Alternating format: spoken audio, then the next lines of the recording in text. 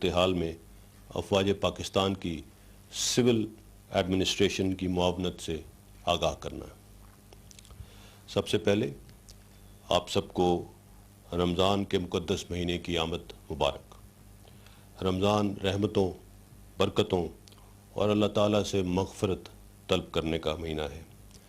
یہ مہینہ ہمیں صبر، شکر، برداشت اور مقررہ حدود میں رہنے کی درس دیتا ہے۔ دعا ہے کہ اس بابرکت مہینے کے توسط سے اللہ تعالیٰ کرونا کی اس وبا سے پاکستان اور پوری دنیا کو نجات دے۔ آج GHQ میں چیف آف آرمی اسٹاف کی زیر صدارت ایک اسپیشل PSO's کانفرنس ہوئی۔ اس کانفرنس میں افواج پاکستان کی ملک کے طول و عرض میں کرونا وائرس کے لیے کی گئی ڈپلائمنٹ اور اس مد میں کیے جانے والے خاص اقدامات کا تفصیلی جائزہ لیا گیا۔ مستقبل کی حکمت عملی اور ہر قسم کے ہنگامی حالات سے نمٹنے کے لیے اقدامات بھی اس کانفرنس میں زیر غور آئے۔ آرمی چیف نے تمام کمانڈرز کو ہدایت کی کہ بارڈرز پر ڈپلائمنٹ اور سیکیورٹی ٹاسکس میں اٹھائے گئے اقدامات کے تسلسل کو جاری رکھا جائے۔ فوج کی روٹین ٹریننگ ایکٹیویٹیز بھی جہاں تک ممکن ہو جاری رکھی جائیں۔ اس کے ساتھ ساتھ رمضان کے دوران عوام کی سہولت کو مد نظر رکھتے ہوئے سول اداروں کے ساتھ مل کر تمام دستیاب وسائل بروئے کار لائے جائیں تاکہ عوام کی مشکلات کا ازالہ ہو سکے اور وہ اس ماہ مقدس کے دوران ہر قسم کے فکر سے بالاتر رہ سکے۔ کانفرنس کے شرکاء نے ان حالات میں بھی لائن آف کنٹرول پر بھارتی جارحیت اور انڈین ملٹری لیڈرشپ کے غیر ذمہ دارانہ بیانات کا سخت نوٹس لیا۔ لائن آف کنٹرول پر بھارتی اشتعال انگیزی میں پچھلے کچھ عرصے میں خاطر خواہ اضافہ ہوا ہے۔ اس سال اب تک ہندوستان نے تقریباً 850 مرتبہ سیز فائر معاہدے کی خلاف ورزی کی ہے اور جان بوجھ کر لائن آف کنٹرول کے ساتھ آباد آزاد کشمیر کے پرامن شہریوں کو نشانہ بنایا ہے۔ 26 فروری کو پاکستان میں کرونا کے پہلے کیس کی تشخیص سے اب تک 456 مرتبہ ہندوستان لائن آف کنٹرول کی خلاف ورزی کر چکا ہے۔ اس میں ایک شیرخوار بچہ شہید اور 31 لوگ زخمی ہوئے ہیں، جن میں 7 خواتین اور 8 بچے بھی شامل ہیں۔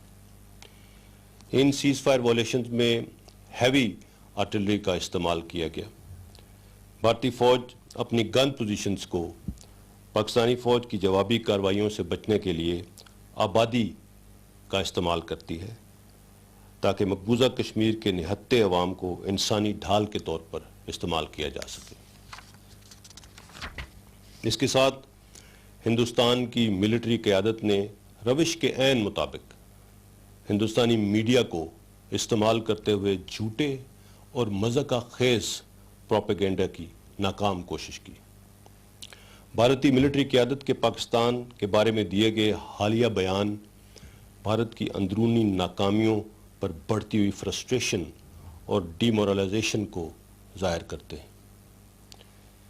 ایک ایسے وقت میں جب دنیا کووڈ-19 کے خلاف متحد ہو رہی ہے اور اقوام متحدہ کے سیکریٹری جنرل نے بھی پچھلے ماہ ہی دنیا سے ہر قسم کی بین الاقوامی جنگ بندی کی اپیل کی ہے، بدقسمتی سے ایسے وقت میں RSS کے انتہا پسندوں نے تمام بین الاقوامی قوانین اور اقدار کو پامال کرتے ہوئے ثابت کیا ہے کہ ہندوستان ہندتوا اور سیفر آن ٹیررزم کو فروغ دے رہا ہے۔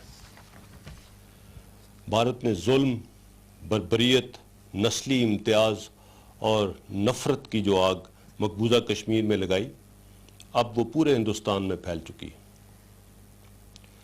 Saffronization of Indian military and polity is a sad spectre that the world can ill afford under the present circumstances. Corona virus ایک عالمی وبا ہے جس سے تمام دنیا متاثر ہوئی ہے۔ کوئی بھی وبا رنگ، نسل، قومیت یا مذہب سے مبرہ ہوتی ہے۔ اس وبا کو اسلام اور مسلمانوں سے جوڑنے کی مذموم بھارتی کوشش بری طرح ناکام ہوئی ہے اور اس کی مذمت پوری دنیا نے کی ہے۔ آزاد جموں کشمیر میں کووڈ-19 کے حوالے سے بھی ہندوستان نے جو فیک نیوز پھیلانے کی کوشش کی، اس کی حقیقت بھی دنیا کے سامنے کھل چکی ہے۔ الحمدللہ پورے پاکستان میں سب سے کم کرونا کیسز آزاد جموں کشمیر میں ہیں اور ابھی تک کوئی بھی کووڈ-19 ریلیٹڈ ڈیتھ وہاں سے رپورٹ نہیں ہوئی۔ اس دوران 25 افراد اس وبا سے ریکور بھی کر چکے ہیں۔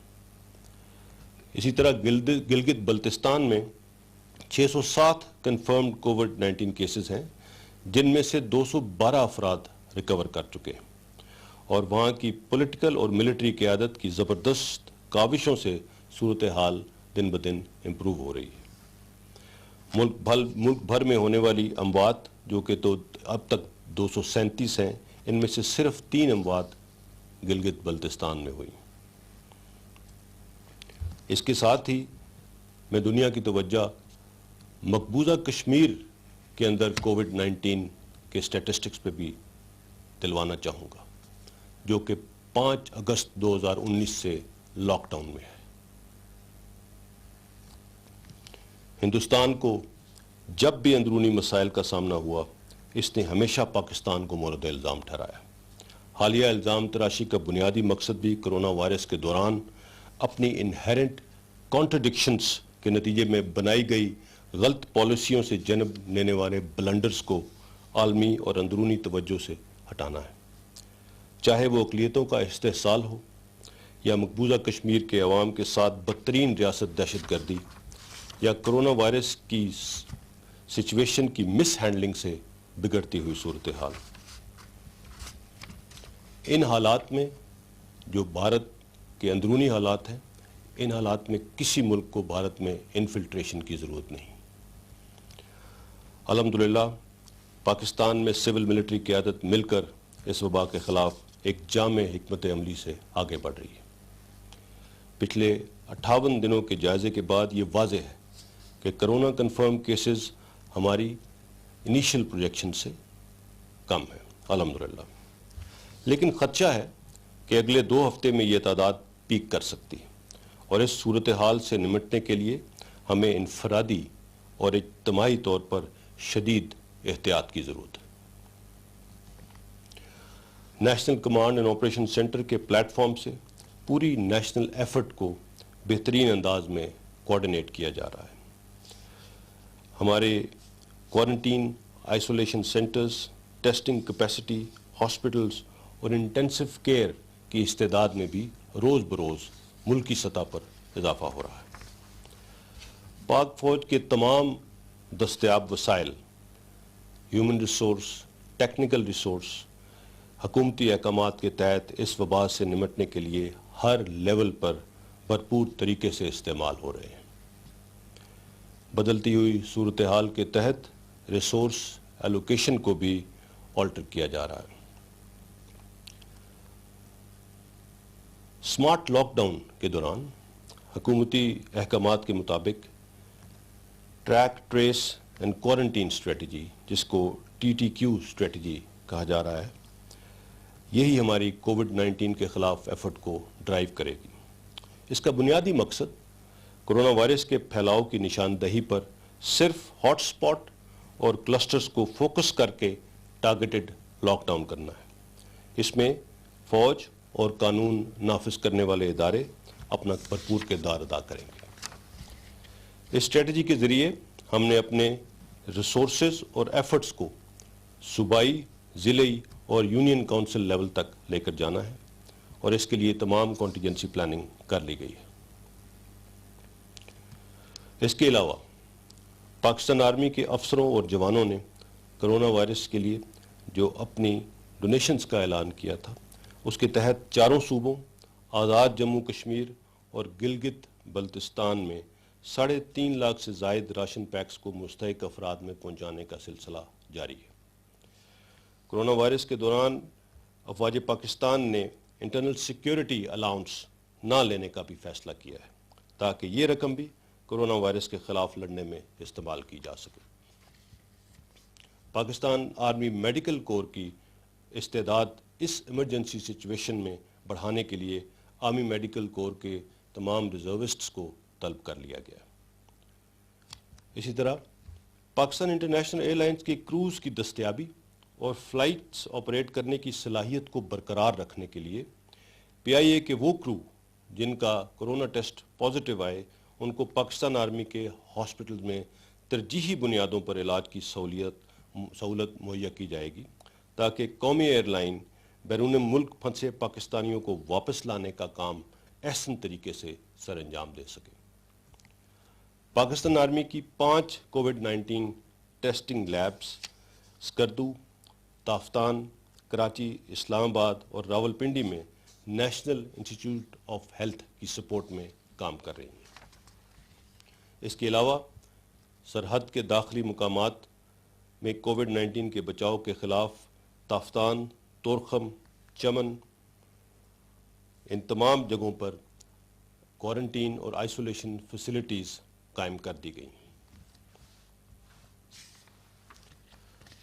پاکستان ایئر فورس اور پاکستان نیوی بھی اس قومی کاوش میں اپنا بھرپور کردار ادا کر رہی ہیں۔ پاکستان ایئر فورس نے چائنا سے 6 سارٹیز کے ذریعے 77 ٹن امدادی سامان جس میں میڈیکل اکوپمنٹ اور ادویات شامل ہیں پاکستان پہنچایا ہے۔ 17 ڈومیسٹک ریلیف فلائٹس کے ذریعے 64 ٹن امدادی سامان ملک کے مختلف علاقوں میں پہنچایا جا چکا ہے۔ اس کے علاوہ خصوصی پرواز کے ذریعے لاک ڈاؤن کی وجہ سے بلوچستان میں پھنسے 150 افراد کو گلگت بلتستان بھی پہنچایا گیا ہے۔ پاکستان بحریہ بھی بلوچستان اور سندھ کے کوسٹل اینڈ کریک ایریاز میں مستحق افراد کو راشن پیکس اور پروٹیکشن ماسک پہنچانے کے ساتھ ساتھ بنیادی طبی امداد کی فراہمی میں بھی اپنا بھرپور کردار ادا کر رہی ہے۔ چینی امدادی اور طبی سامان پاک بحریہ کے جہاز کے ذریعے گوادر میں مقامی آبادی میں تقسیم کے لیے پہنچایا گیا ہے۔ کرونا وائرس کی وبا کے دوران پیپلز ریپبلک آف چائنا نے ہر شعبے میں پاکستان کی بھرپور مدد کر کے ایک بہترین دوست اور تاریخی اسٹریٹجک پارٹنر ہونے کا عملی ثبوت دیا ہے۔ آج بھی چائنا سے 2 جہاز امدادی سامان اور ڈاکٹرز کی ایک ٹیم لے کر پاکستان پہنچے ہیں۔ یہ ڈاکٹرز کی ٹیم پاکستان میں 2 ماہ قیام کرے گی۔ چائنا کی اس مشکل وقت میں پاکستان کی مدد کو ہم بہت قدر کی نگاہ سے دیکھتے ہیں اور ان کے تہہ دل سے مشکور ہیں۔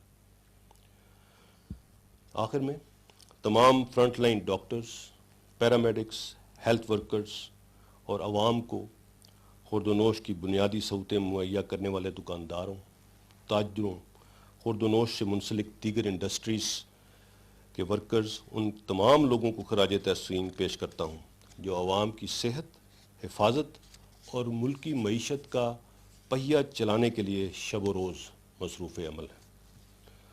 علماء کرام کا بھی اس پورے عمل میں کردار قابل تعریف رہا ہے۔ میں خاص طور پر پاکستان کے میڈیا کو سلام پیش کرتا ہوں جنہوں نے مشکل حالات کے باوجود کرونا وائرس کی آگاہی مہم میں شاندار کردار ادا کیا۔ جیسا میں نے پہلے کہا، رمضان کا مہینہ ہمیں صبر، برداشت اور مقرر کردہ حدود کی پیروی کا درس دیتا ہے۔ اس حوالے سے عوام سے گزارش ہے کہ خود کو محدود رکھ کر اس وبا سے محفوظ رہیں کیونکہ زندگی بہت قیمتی ہے۔ اگلے 15 دن نہایت اہم ہیں۔ اس میں کوشش کریں کہ انفرادی اور اجتماعی طور پر بھرپور احتیاط برتی جا سکے۔